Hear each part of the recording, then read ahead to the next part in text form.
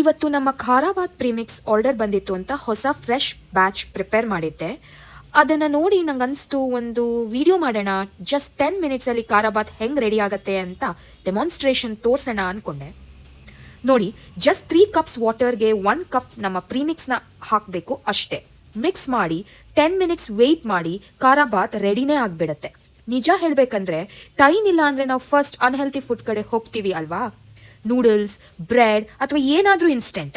ಆದರೆ ನನಗೆ ಯಾವಾಗಲೂ ಒಂದು ಕ್ವೆಶ್ಚನ್, ಟೈಮ್ ಸೇವ್ ಮಾಡಬೇಕಂದ್ರೆ ನಮ್ಮ ಟ್ರೆಡಿಷನಲ್ ಫುಡ್ನ ಯಾಕೆ ಸ್ಯಾಕ್ರಿಫೈಸ್ ಮಾಡಬೇಕು, ಯಾಕೆ ನಾವು ಫಾಸ್ಟ್ ಫುಡ್ಗೆ ಹೋಗಬೇಕು? ಅದಕ್ಕೆ ಈ ಪ್ರೀಮಿಕ್ಸ್ ಟೇಸ್ಟ್ ಅದೇ ಇರಬೇಕು, ಪ್ರಿಪ್ರೇಷನ್ ಮಾತ್ರ ಈಸಿ ಆಗಬೇಕು, ಬ್ಯುಸಿ ಇದ್ರೂ ಕೂಡ ಮನೆ ಊಟ ತಿನ್ನಬೇಕು ಅಂತ. ಅದನ್ನೇ ನಾನು ಸನಾತನ ಹೆರಿಟೇಜ್ ಮೂಲಕ ಅಚೀವ್ ಮಾಡೋಕ್ಕೆ ಪ್ರಯತ್ನ ಪಡ್ತಾ ಇದ್ದೀನಿ. ನೀವು ಒಂದ್ಸಲ ಟ್ರೈ ಮಾಡಿ ನೋಡಿ. ಅಮೆಝಾನಲ್ಲಿ ಆರ್ಡರ್ ಮಾಡ್ಬೋದು, ಇಲ್ಲ ಸ್ಕ್ರೀನ್ ಮೇಲೆ ಕಾಣಿಸ್ತಿರೋ ವಾಟ್ಸ್ಆ್ಯಪ್ ನಂಬರ್ಗೆ ಮೆಸೇಜ್ ಮಾಡಿ.